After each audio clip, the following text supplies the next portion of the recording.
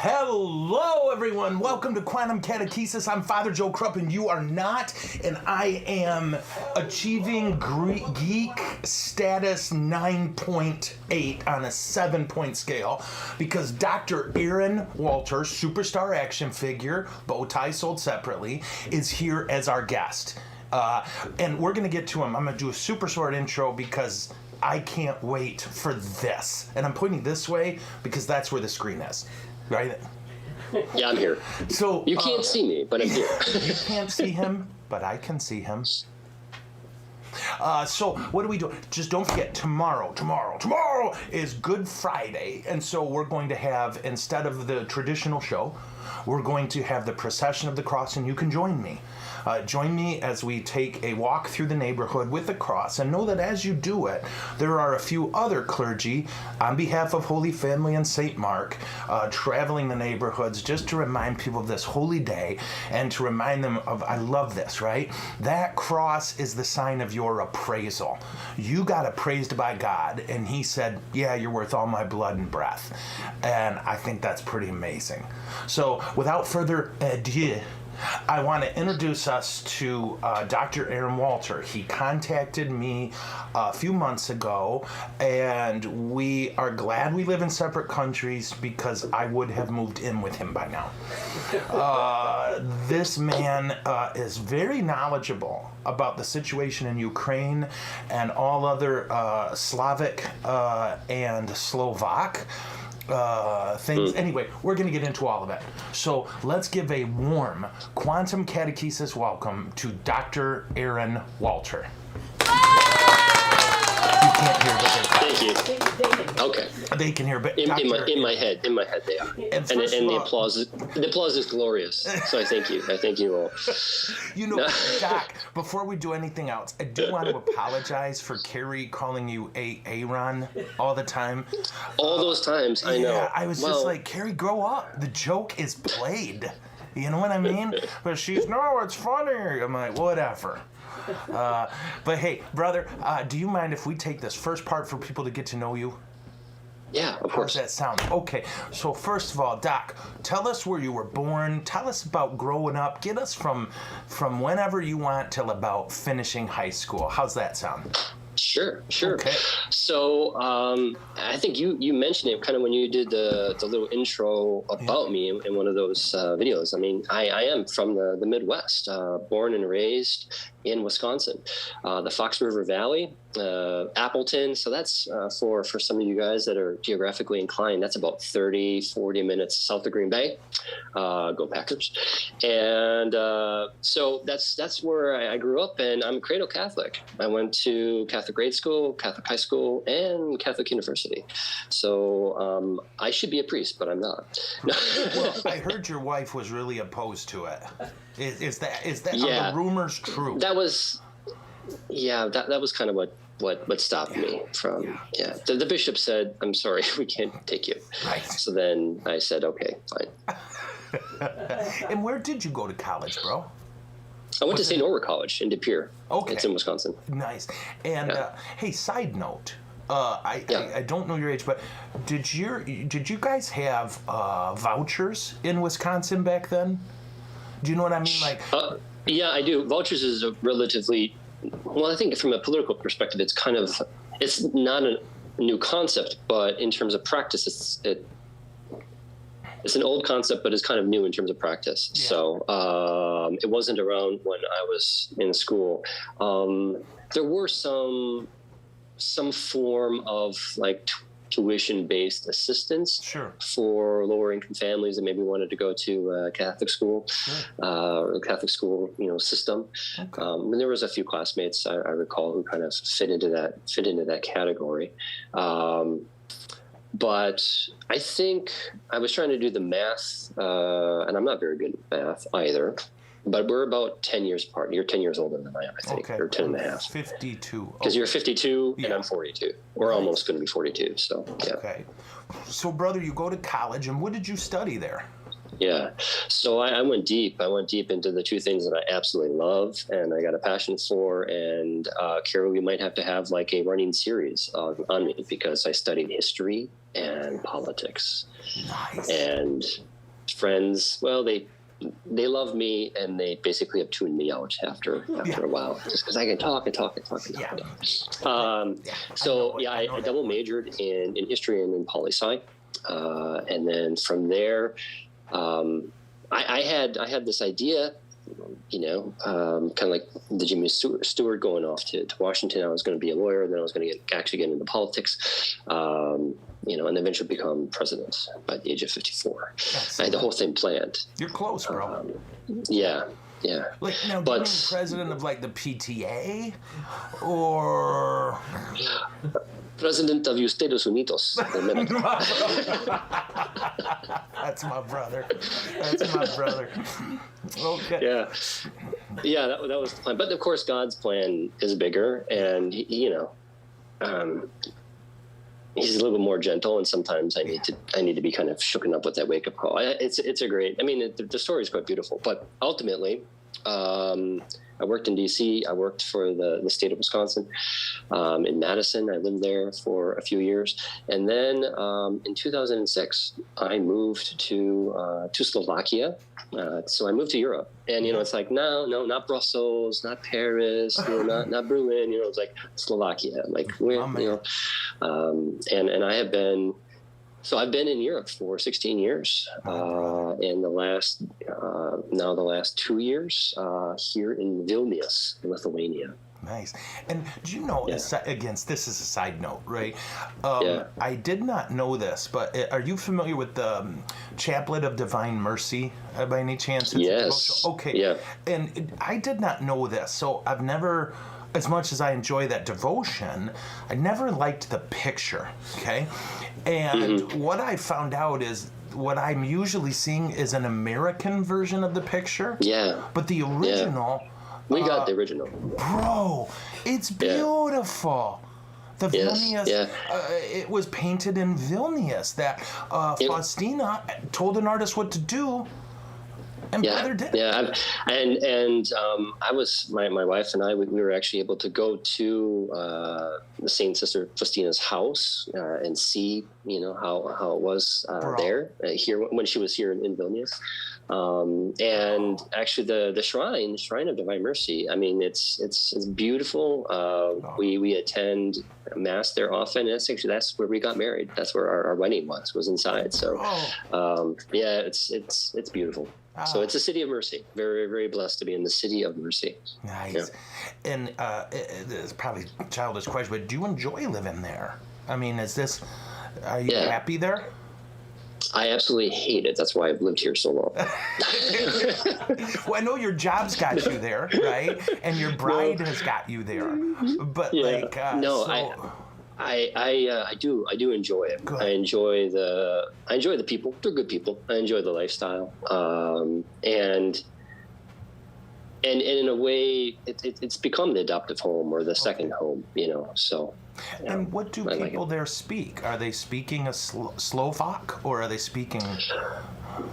Well, when they really Europeans they put Americans to shame, and they put me to shame. Oh my goodness! Like just the sheer number of languages that they learn and they can speak. In it, there's their native tongue, and then there's like 3 or 4 others. That we just had to learn. It's one of those things. So when I lived in Slovakia, obviously Slovak was the native tongue, or is the native language, and then in English was the first. Kind of foreign language of choice, followed by either German or French, and then maybe Spanish, and Russian, which of course had been kind of forced upon them for those 70 odd years or whatever of communism. That really kind of hit the bottom of the list. So English had replace that as being the secondary language. So depending on, of course, the generation, if you're talking to an older person, it might be easier to converse with them in Russian or maybe in German. But anybody under the age of basically 50 is going to speak English to you, and you can speak English to them. Okay. Yeah. And that's the same thing now here in Lithuania. I mean, it's the same thing. Lithuanian is the native tongue, but like the first language of choice is English, and then again it's going to be maybe Polish, and then Russian. But there's so much of Polish and Russian either intermarriages or minorities here, throughout the history. So in many cases, you're growing up, many people were growing up in a family where, and actually this was so much the case, wasn't it, in the United States 80, 100, maybe 50 years ago, talking about your German background, or my parents, my dad, growing up, where Polish was spoken in the house because his grandmother, his mom's, mom was living with them, so it was English maybe, but most of the time it was actually Polish. And then they, for much of his youth, and then he would, they leave the house, and of course it's English, but you go back home, and you're hearing that language. So that's the same thing kind of here. You're hearing the Russian, or you're hearing the Polish, and it's just kind of, and kids' language, kids' brains are sponges, so it's awesome. They can pick all of this up, and it's amazing to see with my kids, that process of, basically sorting out kind of the alphabet soup, so to speak, well, this is that language, and that word, and and then when it kind of clicks. And I remember with my oldest, it clicked around 3.5, where she was able to, she's 12 now, where she was able to basically I actually remember the day too, because we were walking up the stairs, and we had just spoken with the neighbor who lived below us in the apartment building, and I understood. Like, I couldn't really speak fluently Slovak, but I understood what was being said. But we were walking up the stairs, and she turned in, and then she said, "Daddy," and of course she's saying this in English to me, and then she repeated basically the whole conversation, but she had translated, from what had been said in Slovak into what was in English. And I was like, wow, that just blew me away. But that was where I could tell, like, okay, yeah, she's got it. She maybe doesn't have the spelling down, but in terms of the actual speaking, crazy. Yeah, so. And is there any currently in Vilnius, right? Mm-hmm. Is there any I know they were under Soviet occupation, right? Yeah. And how is the Vilnius attitude, in a sense, toward the Russians? Is there anger or hostility, or is it just like whatever? You know what I mean? Is there a general sense that you have? I can't say there's anger or there's hatred. Maybe hatred in some of the older generations who are still alive and who can remember some of the hardships that they had to go through. There's a concern, though. I mean, when you have, and I'll just give you an example, and this happened just 4 days ago. So there's the NATO countries. There is no one solid, like, Lithuanian Air Force or Estonian Air Force or Latvian Air Force. So actually the Baltic skies, as it's called, it's a rotational air patrol basis of NATO planes. So the Americans will do it, the Germans will do it. And right now I think it's the French and the Spanish and another country. But just 4 days ago, 2 of the Spanish, NATO planes intercepted a Russian plane, which had its transceiver radio turned off, the signal turned off, and claimed that it just, made a mistake, that lost its way, but basically they intercepted it and they escorted it out of, Baltic airspace, back over into Russia. Now, this type of stuff it's humorous because it's predictable and it's done on a monthly basis. Okay. But when you have, then the buildup of troops in Belarus, right, which is on the border with Lithuania. When you have now the war in Ukraine, it does make the people here legitimately concerned as to what we're part of NATO, we're part of the EU. Praise God. Exactly. But if we are going to be attacked, because the Baltics is said almost in this exact same breath like Poland. Anytime that some Russian spokesperson, talks about who's next, on the list. So there's a legitimate concern that, okay, well, will actual NATO respond? And I want to say that, of course, the answer is yes. And I'm very sorry. Oh, I think I hit a button, bro. Oh, that was me. Okay. Let's blame Carrie. Yeah. Okay. Carrie, I'm cutting your pay. Okay. Yeah. So the addition of battalions, of more troops, of different kind of NATO hardware in Poland, in Lithuania, in Estonia, throughout the countries on NATO's eastern flank, and that's what we are, has reassured the governments that the West. I mean, we're part of the West, right? In that old school thinking of the West, is taking this much more serious than maybe in the past, and so that's good. Well, definitely, sure. That's good. I was just a few days ago. But I'm sorry, Father, but just to give you though a little bit of a personal story here, I can't say that there's hatred in my wife's family. There's not hatred, but my wife's mom, she was born in Siberia. Oh, Jesus. So why was she born there? Yeah. Because her parents had an opinion. Were forcibly deported after the communists took over, because they were kind of part of the intelligentsia, right? And so after they did their time, and then they were able to return.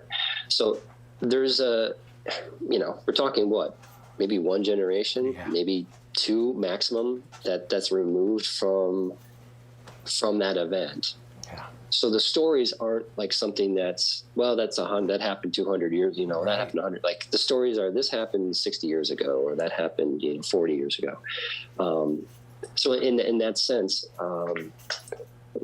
it's palatable. The concern is palatable because it's fresh. The memories are fresh. The memories have been shared. It's part of family narratives, just as much as, well, my mom's Lithuanian and my dad's Russian, or vice versa. Yeah. And I'm an 8-year-old, and I'm going to school, and now how do I respond to the stuff that's happening? Yeah. My dad's Polish and my mom's, that's the hodgepodge kind of what we've got here, and that's not just in Lithuania. I mean, that's in Latvia, that's in Estonia as well. Well, and where this is really helpful, bro, if you don't mind, we're going to just then groove right into what I wrote for you on stage 2. But if you don't mind, I'm gonna throw a question that just occurs to me, right? Absolutely. In that Go ahead. regard, feel free, because I may be reading it wrong. But I think of, I read a ton of, World War II. And one thing I remember in college, what we all were perplexed at was how the whole world could seemingly watch Hitler just creep, right? Just creep. Oh, no, okay, he's done now. Oh, no, okay, 2 weeks later. No, he's done now. And watch the U.S. not build up, only Britain, and of course France doing their version of it. But that whole idea that in my head, very simplistically, I always said, well, Europeans never are ready, right? That every war catches them by surprise, and is, from a 100-mile perspective. Yes. But then I think of how I'm looking at Putin now, and thinking, I don't want him in Ukraine, right? We're praying every day, get him out, Lord, drive the invader. But of course, there's a part of me, and I didn't realize it till you were talking, that's just been like, well, he'll be done after Ukraine. If he takes Ukraine, he's done. And I think I've been reading that wrong, that if I hear you right, all the Baltic people know, no, those people don't stop. Is it, would you say it's accurate or proper to be worried that this is a first step, not the last step? I think that's a rather accurate reading of this, and for those of us that are on kind of NATO's eastern flank, again I'll use that phrase because it's accurate. there's a bittersweet. I mean, I'm sure, kind of behind the closed doors of all of these, world leaders, there's kind of a bittersweet. Hey, we've been telling you this type of crap for 20 years. Yeah. Now, do you believe us? And that kind of thinking, where it's the appeasement method doesn't work. No, it's never worked. No, we know that from the World War II history with Mussolini.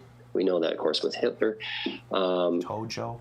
But we can see that as well, even with President Putin, over the last 20 years. And it's been 20 years. Let's put this into perspective. Yeah. Ukraine is just the latest on a list of countries that Russia feels, for a variety of reasons, compelled to bring back into its sphere of influence. Yes. Under its control. It's not, like I said, it's not the first, and it quite possibly will not be the last. Yeah. Unless he's stopped. Yeah. And the country, my brain is stopping today, but right above Lithuania and a little to the right, I remember them talking about Russians staging their troops there. And the name will come to me in a minute. I'm like, no, they were liberated when the Soviet Union collapsed. But apparently, without American news ever telling anyone, they came under the Russian heel again. Do you know who I'm talking about? Right above Belarus. Yeah. Thank you, Pa. Wasn't Belarus liberated from Soviet thing in 91? Sure, Belarus had its independence and also, I think, in 1990 or 1991. But their authoritative president, Lukashenko, he's still very much in power, and he's an ally to President Putin. So the Belarusian army and the Russian army, they every 2 years or so they conduct they have conducted massive military exercises, which always freak out everybody that's living here in the Baltics. So using Belarus as a launching point, especially for the north, to launch the invasion into northern Ukraine, it wasn't a surprise. And if you hear, the explanations for why that would be allowed, why would Belarus, allow that, or interviews with President Lukashenko, it's the Soviet style of interview, right? They take the question, and then it's an incredibly long-winded answer where they ask a question like in reverse. Yeah. So it's not like they're not actually answering it, but they kind of are, but they're doing in a beautiful word jumble where you're left with a question, like that they've asked you, kind of, but also that it's it's perfectly normal. Everything that we're doing is here, So, the Russian soldiers that have looted and that are sending what they've looted home through Belarusia's postal service. That's not what they looted. That's what they bought. Yeah. And of course, there's no way to prove it or unprove it, right? But even though you've got video, archival kind of video stuff of this, but anyway, I mean, it's that kind of stuff. So that's happening, and how we see it. Yeah. And bro, you did you listen to the show I did? I did a 2-parter on the current situation, and I tried to start with, Kievan Rus. And did you by any chance listen to that? I did. Okay. Yeah, and I think actually that's what after. Or maybe it was the show prior to that when you said, hey, this is what I'm going to do, and I thought, wow, that's where maybe I can give some of my insight, and that's how I reached out to you. But I did watch both. Did you listen to it and think, ooh, he got this wrong, or maybe anything like that you can share with us? The biggest, well, first off, I think how you explained it, Father, was it was measurable, it was understandable for the audience, so it was really, really good. A few times, though, you did something, and I know it was purely accidental, and it's something that I think most Americans do, and it's purely accidental because of it's our language. But we really need to be, especially now, we really need to be aware that we cannot say the Ukraine. It's Ukraine. We can't put the article "the" before. Yes, I keep messing that up. Where does that come from? So, well, again, it's part of, grammatically speaking, it's just part of our language. You know, it's Russian easy for us to put that articles, article the, and it's very similar also in the Russian language. But what that means, though, when we say it, when our politicians say it, when newscasters say that, actually what we're doing is we're doing two things really, really badly. First, we're kind of confirming this Russian belief, what they've said, you can say maybe it's part of their propaganda, that Ukraine as an ethnic group doesn't exist. Ukraine as a country is not independent. Yes. They don't have their sovereignty. And so instead, Ukraine is just a borderland, and that's really essentially what we're saying. It's the Ukraine. That's the borderland between Russia and the rest of the world.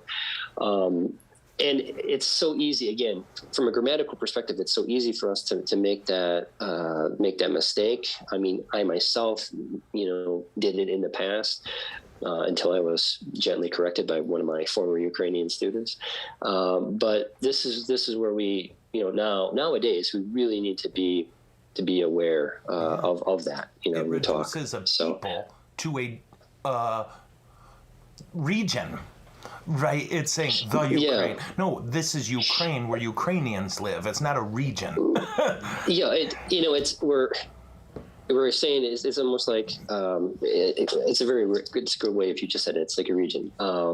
It's not a region; it's a country. Yeah, and by saying the Ukraine, we're then demoting it to the borderlands. I also blame the game Risk. I do want to be clear, which it was the Ukraine, But okay, so brother, and thank you. I'm so grateful for you pointing that out.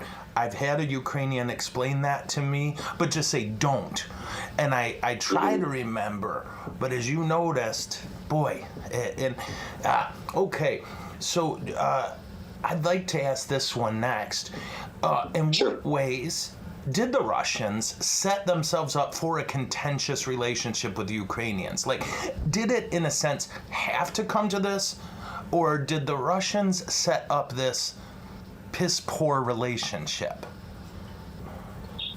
Yeah, it's... no, I don't think it had to come to this, but they definitely set the conditions for the latter, for that kind of relationship that they've had, and it's been like this centuries actually in the making. And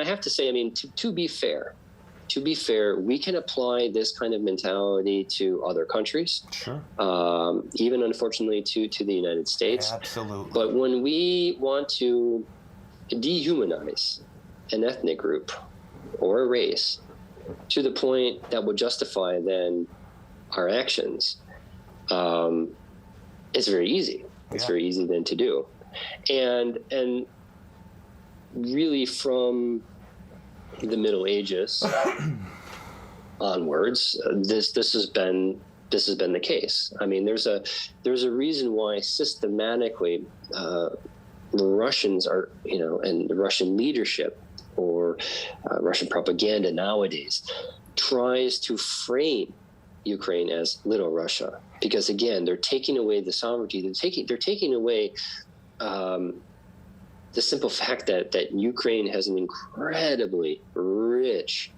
history of nationalism, an incredibly rich literary history, books, the poetry. So this has been centuries, that had this. How to deal with Ukraine has been the predominant vexing problem for Russian leaders, from Catherine the Great to Stalin to Putin, because here's a country which is on our border, and I think the number was at the end of by the time that Ukraine got its independence in 1991, they were about 52 million people as a population. So I think that's like second only to Russia. Yeah. In terms of post-Soviet states population. Okay. Sure. strategically, they've got Odessa, they've got Sevastopol, they've got, that's in the Crimea. Geographically, they're in a pretty good location. You did a very nice historical summary in part 1 about Kiev and Rus, so they've got Kiev. Yeah. And like I said, and then of course you've got all of these not nationalist, but national leaders. Yes. And you've got the books and the poets and the authors and the music and everything else that comes with it. So it's like, well, what do we do with them? And in kind of preparation for our talk today, I just did a random search because I was intrigued by this, but Ukraine was the major battleground during World War II for between the Soviets and Nazi Germany. And I'm going to quickly look at my notes here. Out of the 13 hero cities, that's what the Soviets called them, hero cities of the Soviet Union following the war, 4 of them are in Ukraine. 4 of them are in Ukraine. That's Kiev, that's Odessa, Sevastopol, and Kerch. So it's part of a narrative here where we either acknowledge their sovereignty and their uniqueness, or you try to bury that because you want to control it. And that's really, I think, been the predominant case. What they've tried to do over the centuries, they tried to control it unsuccessfully, but yet at the same time, there's so much connections and there's so much kind of even integration still. So it's difficult. It's difficult to, I think, to psychologically kind of make that break for not only for the Russians, but even for maybe the older generation Ukrainians. And just, if you don't mind, brother, as a note, so some Americans might listen to this and freak out a little. I don't want you to. I don't know how familiar you are with the day-to-day stuff in the U.S. right now, but over the last 8 years, it's really being pounded in Americans' head that nationalism is a bad thing. And the way he's using it, guys, for those of you listening, refers to a holy pride in your country of origin. It's patriotism, right, Father? I mean, it's what Americans we refer to patriotism. Yeah, and Americans are all goofy right now. If we would be talking about the heroes of our American Revolution, from George Washington to Benjamin Franklin to Patrick Henry, and if I would be trying to explain this to a European audience, I wouldn't be using the word patriots. I would probably they're nationalists. Yeah. Okay. So that's a great reminder. Thank you, Tom, for bringing that up. Media, they've got their agenda, their way of thinking, and part of it is to make patriotism sound bad. I didn't want you to get interesting letters, but one of the things, like when you talk about in World War II, and I shared this in the thing, and again, putting my notes together for that lecture, I'm an emotional guy. I cried. When they pointed out from Germany's invasion of Ukraine until the Soviet takeover, Ukraine, 13% of the Ukrainians died in that. In that, I think it's 4 years if I do the math right. That in that 4 year they were fighting so bravely and they were starving to death, they were cold, they were and you may remember from our private talk, I'm all googly about Poland, right? I was raised without an understanding of how ridiculously beautiful and amazing Poland is, and the warrior class there, and but then to read of these beautiful Ukrainians starving and outnumbered, and fighting off unquestionably the greatest military machine since the Mongols, In the meantime, knowing right behind him are the Soviets just circling the corpse. Yes. Bro, bro. Well, and Ukraine is a very large country. Yeah. So, and it's very diverse in terms of its geography, its topography as well. You've got, really big, lots of forests that are in the west and the north. The beautiful, the rich, fertile land for farming, right? Yeah. That's actually in the south, and that's in the west. That's and then just the steppes, so that are there. And I think that also was a little bit of maybe some envy. Yeah. Maybe some envy over the centuries. It was like this is a really good fertile land. Yeah. We need it. Let's take it. Let's have it. Let's use it. And of course, you've got a very good educated population. During the Soviet times, much of the heavy industry was also, based in Ukraine as well. So it's one of those things. Not it's a good question. It's not what Ukraine needs from Russia. Instead, it's what Russia needs from Ukraine. Yeah. And the short answer is a lot, actually, as has been proven. Yeah. So now, if you don't mind, I'm going to skip a couple questions. And okay. If this isn't a fair question or if it's ludicrous, you can tell me. But Dad and I every morning watch a half hour of news coverage, good news coverage, right? Not American news, of the Ukrainian war, or the Russian war, whatever you want to call it. I don't have a sense of this answer. Can they win? Can the Ukrainians win? And what does that look like? Yes, they can win, but it has to do something. We have to do something that that will require us to do. We in the United States, we in the West, will need to do something that we're unaccustomed to doing. Okay. And that is to go all in. Yeah. Like we go all in, like rhetorically, we go all in, like woo rah rah. Yeah. I mean, we're glorious at doing that. I take a lot of pride in actually how we do that, and the level of support that we can do for that.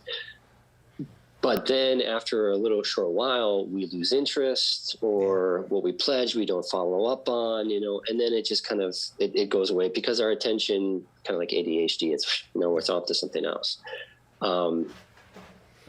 President Zelensky and other Ukrainian, actually specifically Ukrainian military leaders, they have told us specifically what they need to win.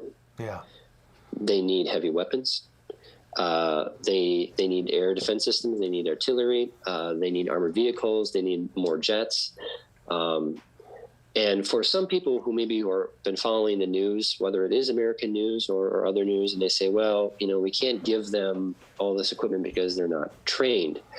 That is perfectly valid, and that's true. But what has happened in the last couple of weeks is that a lot of these NATO countries that are on NATO's eastern flank, like Lithuania, like Slovakia, like the Czech Republic, like Poland, they're saying, well, let's do a swap then. We're going to give to Ukraine our surface-to-air missile system, the S-300. Slovakia just did that. We really don't want to use it anymore, and we were going to replace it with U.S.-based Patriot missiles in a couple of years anyways. Well, so why don't you just fast-track that to us now, America? Okay. And President Biden, at the moment, it seems like they're very open to that idea, or at least they said yes, and some of that is already starting to happen. So between tanks and, again, like the surface-to-air missile system and some others, it seems to be working. Now, in terms of fighter jets, because actually that's really what I think will help maybe make the difference. There's about, between Slovakia and then Poland, and I think maybe Bulgaria, they can kind of scrounge up about maybe 20, 22 MiG-29s. even in like MiG-29 Fulcrums, which, because they still have them. They still have them. They're still using those. I'm sorry? I didn't know. Sorry, I didn't know they were still using those. What's part of their? It's part of their arsenal, because they're slowly changing them out. Because they're purchasing, F-16s or other NATO version fighter jets. But there's about, I think the last time that I read, it was about maybe 20 or 22 from different countries. Of these fighter jets that could be, again, it's the same kind of thing. We'll swap them out. We'll send them. They can use them because the Ukrainian pilots know how to fly them. They've got the crew that knows how to service them. And then, hey, these militaries were going to be getting rid of them anyways in maybe a year or maybe a little bit longer, but nevertheless, they were going to be getting rid of them. So let's just kind of fast track the newer ones to them and give to Ukraine what they need. So there really is no justification anymore. Yeah. Why we can't go all in. Yeah.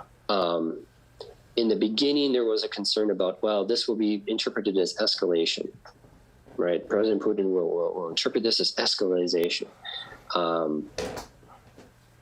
We're not making a clear difference between offense and defensive weaponry anymore. So I think that kind of mutes this conversation about what would be considered to be escalation. Yeah. But yes, I think they can win. Definitely, because but it's very critical. This is a very, very critical time. I'm not a military person, but from what I've been able to read, the people that I follow, and these are reputable sources. They're not armchair, generals. Yeah. They're saying we have 2 weeks, basically critical 2 weeks, where the Russians are reorganizing, and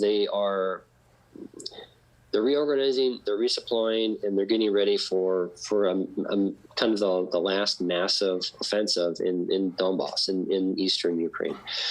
And the Ukrainians themselves are making steady progress there, but it's different terrain. Yeah. But they definitely need different kind of weapons. So we. Let's give it. Let's go on. Let's give it to them. Well, we were surprised. Dad and I were watching. I think it was France 24, and they were showing drone footage, and they kind of used a red circle to show us, because it was very hard to tell, because we're at whatever height the drone is seeing from. So what they did was put a little Ukrainian flag above this Ukrainian tank, and Dad called this right at the beginning of the war. And Dad knows this stuff, right? But it showed, like, the headline was some Ukrainian tank driver who has to be partly insane. Right, engaged. There was 9 Soviet. I keep doing this. 9 Russian tanks. Okay, and he was hiding behind a building. I don't know, 3 blocks away, and they didn't know the streets clearly, and got themselves in a spot. And so this one tank. He took out the front tank and the back tank, right? Yes. And locked the other 7 in. And then just started moving and firing. Sure. And he took out, I think it's a BT, I don't know, it's a Russian armored vehicle. And it had a cannon type mount, and it looked like a 50 cal or something. But he took out about 4 of those. And then finally, like, the Russians kept firing at the wrong place. They kept firing where he was on his last shot. Like, you'd see him scoot away, and then boom, where he was. And then he just, and then finally they figured something out, and they all just turned in open fire. And I don't even know how much aiming was going on. But then he just bugged out. Whoever that guy is, he was fine at the end of this video.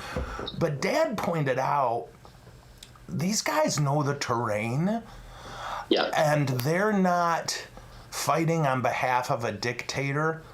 They're fighting for their wives and their kids and their national pride. And they're going to have that distinct advantage. I told that story way too long. Sorry.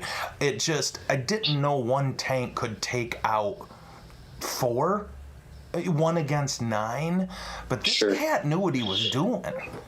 Well, there's 2 points in terms of just responding to that. First off, you're correct. Your dad's correct. I mean, the tactics that the Russians were using, well, first off, they're quite outdated. Yeah. Much to, I think, a lot of people's surprises. Like, they're still doing this type of stuff. And how the Ukrainians are responding is much, much more agile and flexible. Which I do have a secondary point, which I'll return back to. Sure. But when you know the terrain, it makes a significant impact. I mean, that is the third. Again, I'm not the military person, but I do like military history. I've read a lot of books throughout the years, and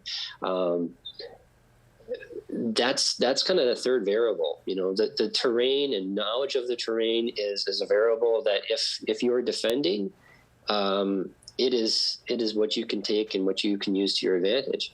Now, unfortunately, in the East, where now most of the fighting is going to be moving, it is much more open. Yeah. So they're not going to have that advantage of enclosed spaces. And a ton of Russians. Yeah, and there's more. This is again then where there's more Russian tanks than Ukrainian tanks to be used. What will be interesting though is kind of, I mean, the Ukrainians have asked for heavy weapons, in particular like the howitzer cannons and stuff like that, because that can be effectively used, but maybe specifically other kinds of drones too. The use of drone warfare has increased in the last 20 years, and the effectiveness of drones as well. So there's a whole slew of potential questions and additional variables that are kind of just we don't quite know yet. And at the point I was going to make, and I have forgotten. So hopefully it will come back to me. But okay, well, I think I might know where you were going, but you started talking about their old tactics, right? Oh yes, thank you. So this is it. We can have a justified, or we can have a sense of kind of righteous frustration. Yeah. Those of us that are really for Ukraine, and we're looking like me, as an expat, I'm living here, and I'm looking back at the U.S. Why aren't we doing this, and this? Why are we saying this? We have to give the benefit of the doubt sometimes to our leaders. And I read an article recently where it kind of just reinforced this to me. Yes, Ukraine is not in the EU. Ukraine is not in NATO, but that hasn't stopped Ukraine and Ukrainian military from doing joint exercises with NATO. Yeah. And over the last several years, in particular the last 2 years, there has been a radical, maybe radical is too strong of a word, but the evolution in Ukrainian military mindset in terms of tactics, in terms of how the bureaucracy has been basically dismantled. It's gone from a very Soviet-style hierarchical structure to much more American or British kind of decentralized. Yes. And we're seeing this play out actually on the modern day battlefields where the Russians are stuck. We'll use your example. You tell the story. Okay, so you've got a tank column, 9 of them. The front and the back tanks have been destroyed. They're basically stuck. They don't know what to do, and they're radioing to their up the command. What do we do? What do we do? What do we do? What do we do? Really? Okay. Yeah. Because that's how they are trained. That's still the old hierarchical, kind of chain of command, where the Ukrainian military over the last few years have really decentralized their decision making, especially once it gets passed down to the captain level. So so from the mid rank officers to the non-coms, even to your individual enlisted soldier. So in that same situation, let's say it was reversed, and it would have been the Ukrainians, they would not have been waiting for, well, we're stuck, now what do we do? They probably would have tried to blow up a building and go over it, or kind of swarm out, or somehow kind of break out maybe of that locked column. And that shows a flexibility, a developmental evolution of flexibility, adaptability, of command. I'm sounding like I know what I'm like a military strategist. Brother, you're helping us so much. But but the article was really, for me, I was like, well, yeah. But I didn't know that as late as February or March of 2021, February, March, this is a year ago, was the last time like NATO militaries did some exercises with the Ukrainians. So wow. Okay. That's recent. Yeah. That's recent. That's yesterday. And yeah. And the other thing too is they really also kind of decentralized. I'm gonna take that back. They kind of reshuffled how they deal with the chain of commands. So so there's President Zelensky, but there's not this like Minister of Defense and the Chief of Staff and then the Major General, and it's like they're all kind of stacked on top of each other like pillars. The Ministry of Defense, which is he's a young guy. He's in his 40s, I think, maybe early 50s. He's full on into this kind of new mentality, and he doesn't have to deal with the politics. He doesn't have to deal with the bureaucracy. His job is to train the soldiers, give them the weapons, teach them the tactics, and have them go out and do their jobs. And that's a big, and we're seeing it actually play out in real time right now. That's the big difference between Ukrainian success on the battlefield versus the mishaps and the generalized confusion of the Russian forces, which I think has caught so many people and the quote unquote experts by surprise. And I think that's, it's taken us a while to kind of maybe figure that out, that, well, on paper, and this father, I mean, now we're going to go full circle back to history now, but this has always been the case, hasn't it? On paper, Russia looks like one thing, and in the reality, we see like something really, really quite different. And Clancy, and we're observing that right now. When I remember when Clancy wrote, he wrote an article in '92, right? And he kind of wrote it to the Russian people, right, after the collapse of the Soviet regime. And one of the things he said in there, and it was a side note, right? And I was like, oh no. But he wrote about, historically, you're the worst offensive army in history and one of the best defensive armies in history. And then he just went on with his point, and I'm like, whoa, I hadn't thought of that. I can't think of a war of aggression that they won. And I think I'm pretty well read. But I was thinking too, brother, history-wise, I don't know if you did the thing, Patrick, or Dan Carlin did that whole Wrath of the Khans. It was a 6-part series, and he talked about Mongolian army structure. And it was so funny. He said, well, it's the simplest structure in the world. You had 10 guys, and one of them was in charge, and then the Khan. And that was it. And that dude in charge of 10 was the second most powerful dude in an army that had 100,000 people in it. Because he was like, you can't have all these lines going up and down because battle moves quick. Yeah, and we're seeing this, and that's where even the social media has helped us lay people, to use that phrase, that term. We're seeing it in real time. Yeah, we're seeing in real time how this has been playing out. So. I think they're laughing at us geeking out here, bro. No. Yeah. I can hear Carrie. Yeah, yeah. Stop laughing at me. I'm going to be honest. She's on her third bottle of vodka, gallon jugs.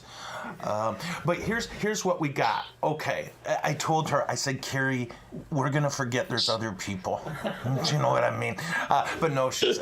so here's what we got if you're willing, bro. And for all of you listening... We got some questions? Oh, we got questions. But what we'll do... Okay. And I get that you want to gaze on my countenance, Doc. I get it, but they need to see you too. Okay. I gaze on my countenance sometimes. You know, I just wake up and look in the mirror and I pine. And, well, do you verbalize it? Because when I see myself, I say, hello, beautiful. So. Well, here's what we would love to do, bro. Wrap us up today with a speed round, which has been adjusted to the European edition.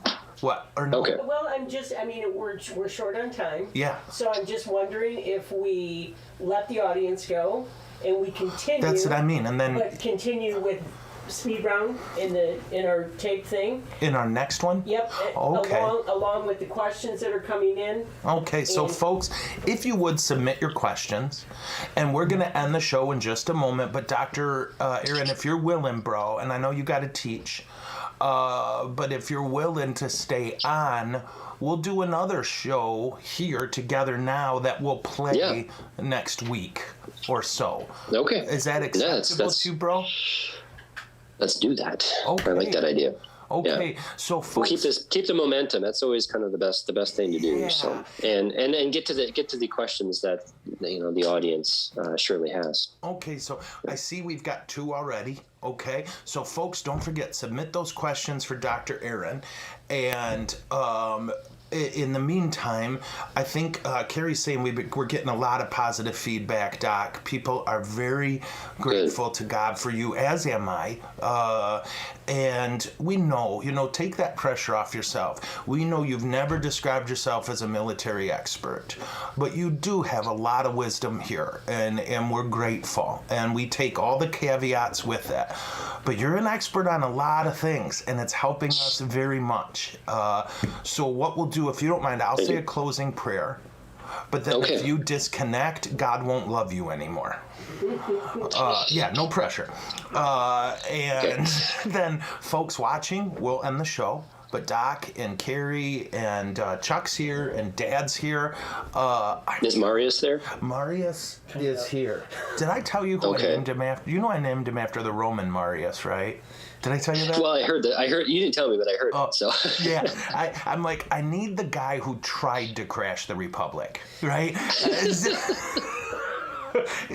Yeah, but so every new parish the bishop sends you to, you send him in first and see what happens. Do you know the best part? And Uncle Lonnie, you'll tell him, Uncle Lonnie went with me, and nobody knew his name, right? He had been abandoned, and so I told him, I got this list of Roman generals, and that's what I named my dogs. And the next one on the list was Sulla, right? But then when I saw his little face, I'm like, he looks like a Marius, and I think how much Sulla hated Marius, and something about the fact that I was gonna name him Sulla and named him Marius, it makes me giggle, right? And there's only like 20 people in the world who will get the joke, but dang it, I get it, and Sulla gets it, so it's so important. And Marius gets it. So anyway, come Holy Spirit. So I'll wrap us up with a prayer, folks. And then we'll continue recording after you're gone. And for tomorrow's show, don't forget, it's a different thing. We're going to process with the cross through the neighborhoods and then move right into our Good Friday service. Yes? On your Facebook page. Oh, the Holy Family Facebook page. Oh, not this page? If I can get it back to Nicole and she can get it up, yes. Oh, great. So, folks, please note that it won't be on this page if you're watching this live. It'll be on my personal page or on the Holy Family page. Facebook, yep. Facebook's. And then we'll eventually get it on YouTube we'll get it on at YouTube some point later. when Gary sobers up. So, we got that going. Pray for me, Doc. And speaking of prayer, salad pray. In the name of the Father, and the Son, and the Holy Spirit. Oh, Jesus, thank you for Dr. Aaron, and thank you, Lord, for how much work and discipline and reading and effort he put into his craft, because this is one of those moments where we in particular can say this is helping us so much. Please bless his family, his little squeakers, and his wife. And Lord, frankly, more than anything, please help the people in Ukraine. Come to their rescue. Drive the invader from their midst. Lord, we're asking for an Easter miracle. We are. We're asking that you give them a break. And Lord, whatever way our leaders are supposed to be helping, please give them the wisdom to do so, and whatever that means. And we ask for a special blessing on Poland and the other countries in the area who are so joyfully receiving refugees and loving them and caring for them. Lord, this is the holiest of weeks. This is a time when we remember you conquered evil, and that when all looked lost, you were just getting started. And so we choose not to despair, but to cling to you. For all those people we love and worry about, and for all of those circumstances in our lives that we fret about, we give them to you, Lord, joyfully, because we love you and trust you. And may Almighty God bless all of you, the Father, the Son, and the Holy Spirit. Amen. I'll see you beautiful people tomorrow. I'll see Dr. I almost said Aaron, but I told Carrie, played. We'll see I'm going to stick on with Dr. Aaron, and we'll see the rest of you tomorrow. God bless you all. Is it over? No, it's never over.